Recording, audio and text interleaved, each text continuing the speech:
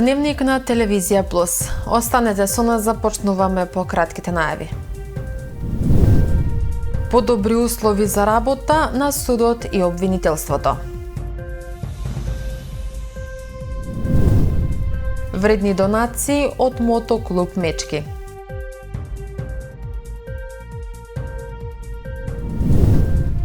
Женскиот ракометен клуб Куманово со уште една победа.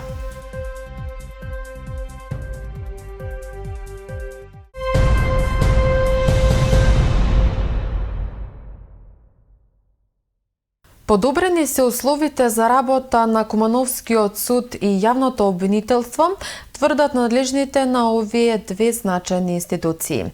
По 2 години сметката на Кумановскиот суд е одблокирана, а долгот од над 13 милиони денари е вратен.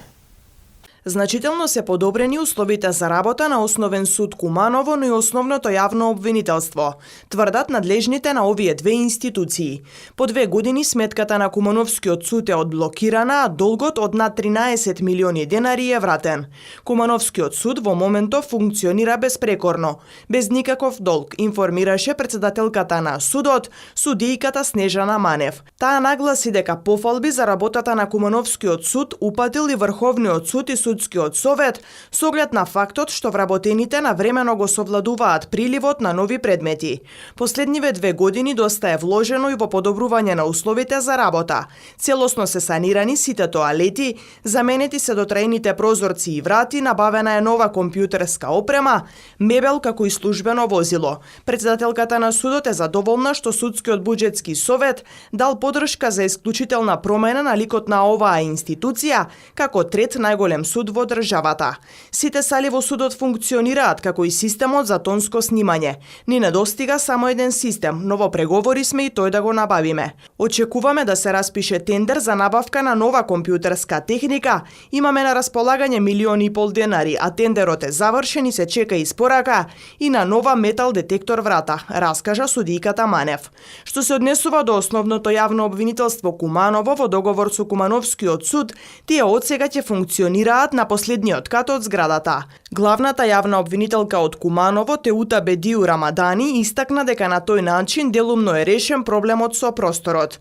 Повеќе нема да ги зафаќаат просториите на Основниот суд, а тие добиваат дополнителни канцеларии. Таа истакна дека е задоволна од решавањето на предметите, соработката со стручните соработници и со сите вработени во обвинителството. Благодарение на проектот ИПА фондовите, обвинителството издействувало средства за реконструкција на целиот кат, кровот, холот, а ќе се постави и лифт кој ќе може да го користи и судот. Обвинителката Бедиу Рамадани посочи дека работат и на проект за формирање на истражен центар, кои се предвидени согласно новиот закон за кривична постапка во секое обвинителство со проширена надлежност. Кумановското обвинителство ги држи двата гранични премини Деве Бајр и Табановце, кој важи за еден од најфреквентните во државата. Изминатиот период обвинителството добило донација, компјутерска опрема, скенери и принтери. Поради намалениот број на представки, членовите на јавно обвинителскиот совет ја пофалиле и работата на Основното јавно обвинителство од Куманово. Од обвинителството се надеваат дека во иднина целосно ќе се реши проблемот со недостаток на простор за работа. Нив наскоро ги очекува избор на нови обвинители, стручни соработници и преведувачи. Кумановските пожарникари во текот на изминатото деноноќе бележат 2 интервенции, од кои едната на шумски пожар, а другата на запалена сува трева. Како што информираат од регионалниот центар за опрвување со кризи, во период од 11 часот до 17 часот во аторот на селото Татариновац во општина Старо Нагоричане избил пожар кој зафатил сува трева и дабова шума. Втората интервенција била на запалена сува трева во селото Четирце, каде интервенирале 4 пожарникари во период од 13 часот и 55 минути до 16 часот и 5 минути.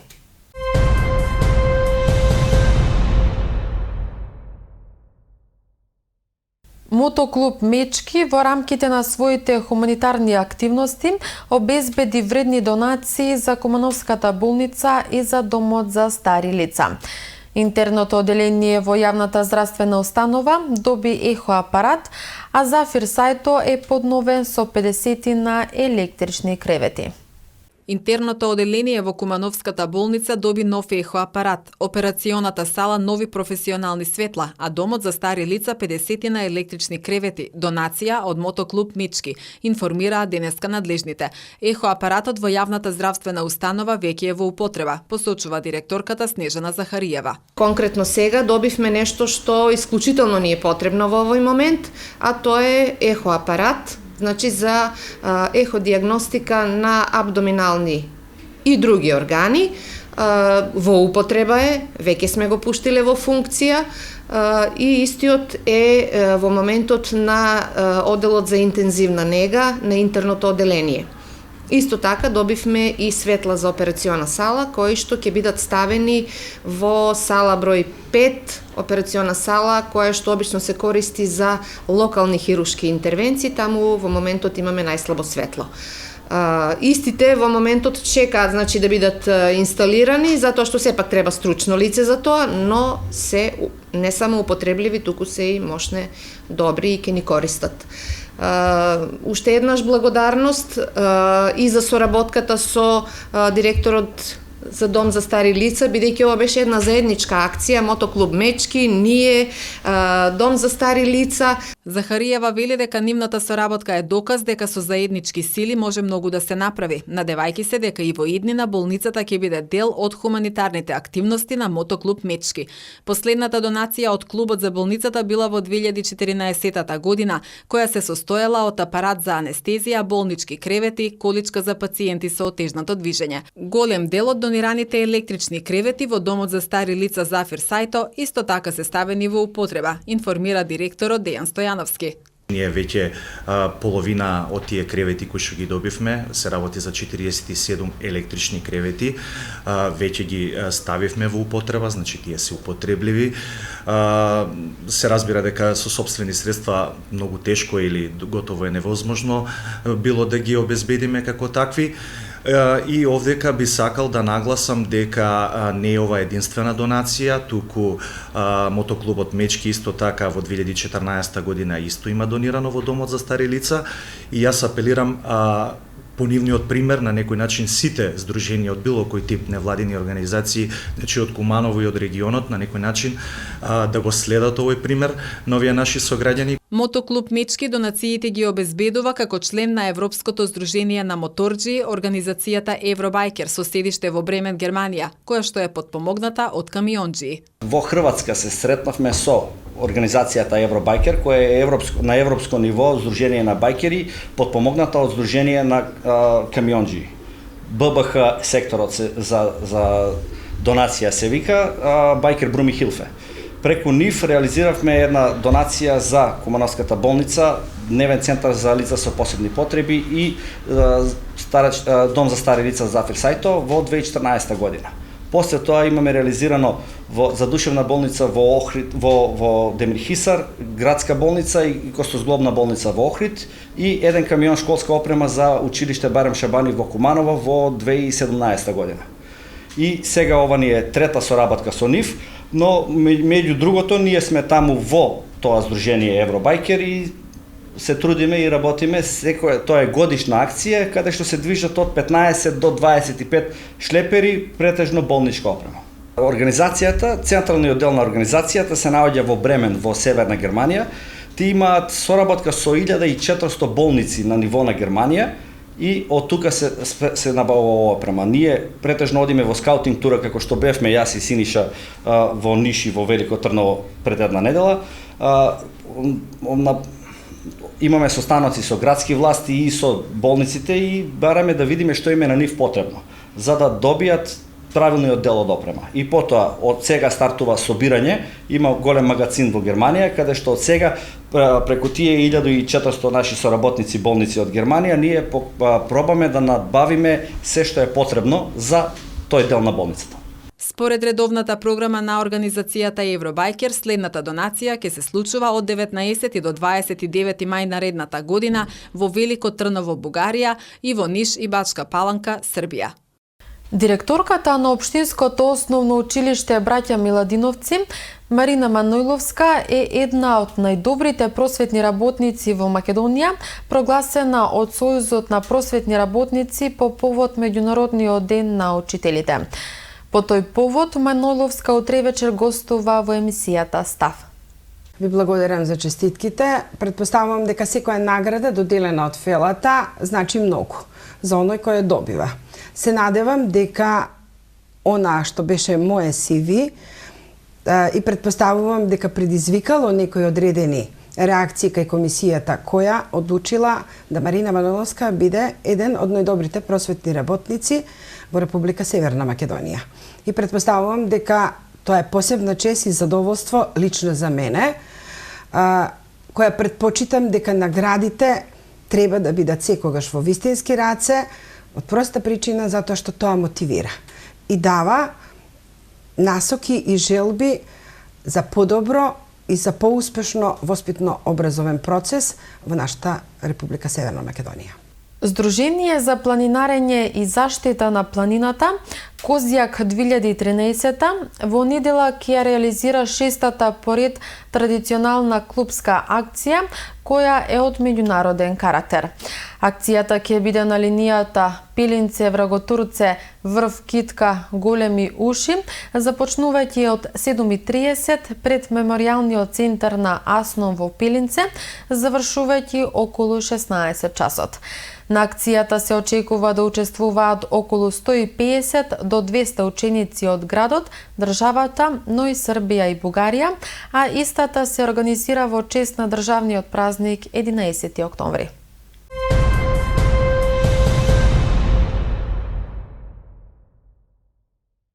Општинската организација на СДСМ утре по повод празникот 11 октомври организира пикник во паркот на Спомен Костурница, а во сабота ќе се одржи граѓанската трибина во Центарот за култура.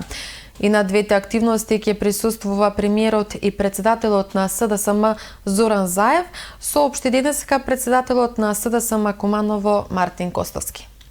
Во пресрет на празникот 11 октомври, денот на народното востание, утре 11.10.2019 година.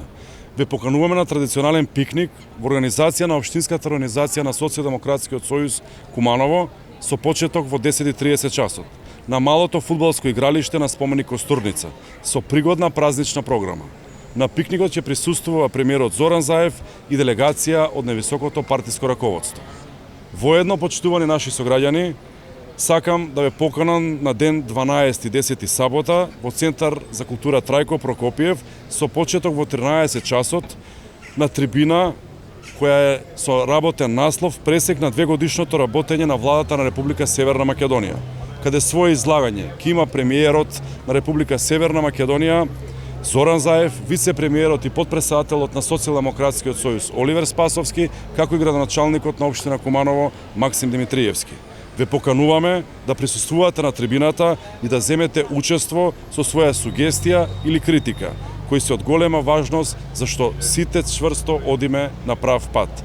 Дуото Next Time во чест на 500 годишнината од постоењето на Куманово ја преработи песната Јовка Кумановка, проект кој е во соработка на браќата Мартин и Стефан и општина Куманово. Песната и спотот ќе бидат промовирани утре на празникот 11 октомври во Центарот за култура Трајко Прокопиев со почеток во 20 часот. Влезот е бесплатен за сите граѓани. Горди сме што со оваа обработка заедно ќе заокружиме 500 години Куманово и веруваме дека Македонија повторно ќе ужива во уште една наша обработка. Очекувајте не, порача Next Time.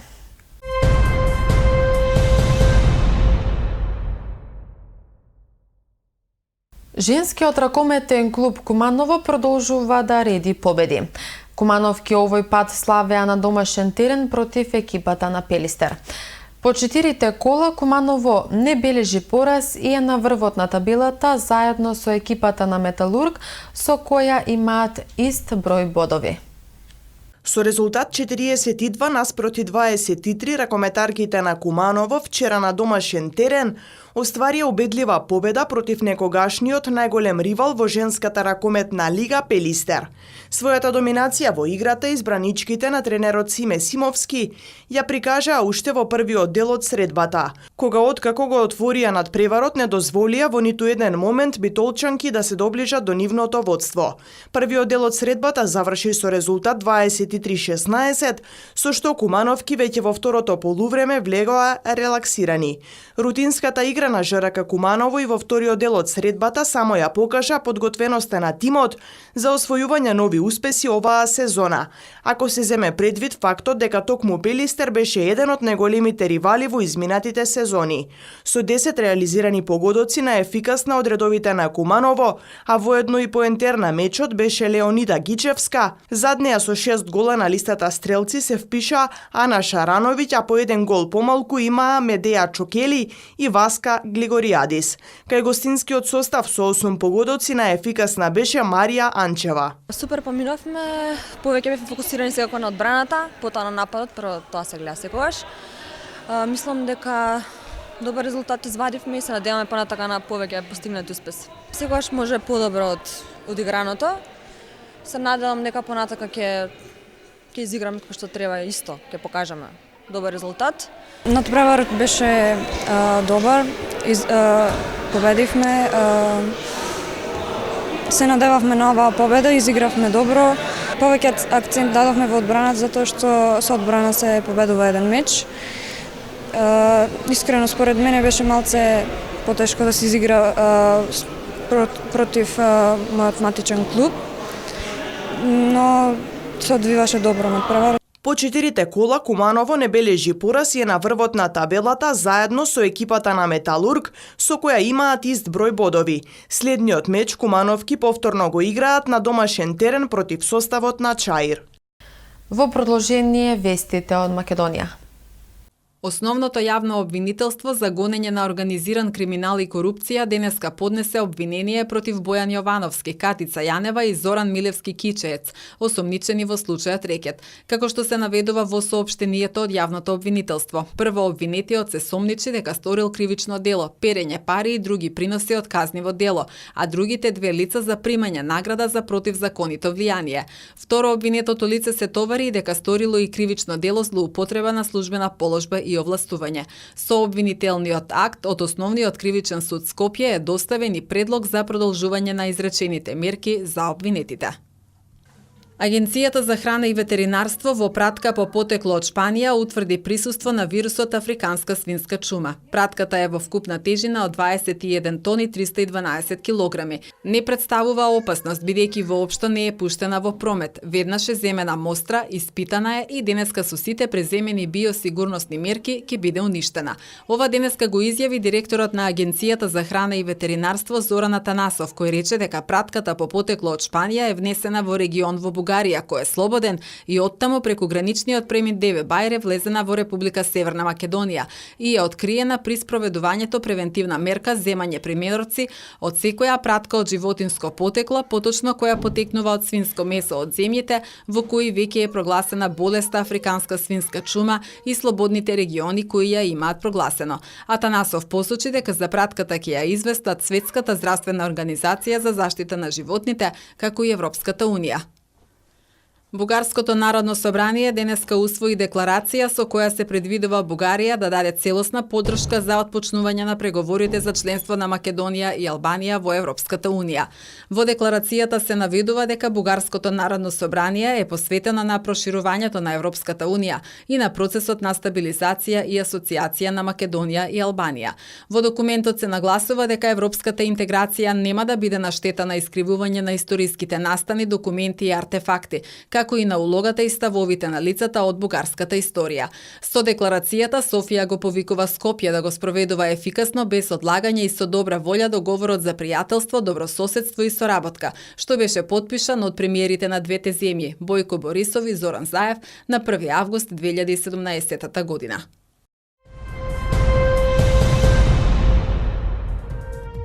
Времето денеска во Куманово беше променливо облачно.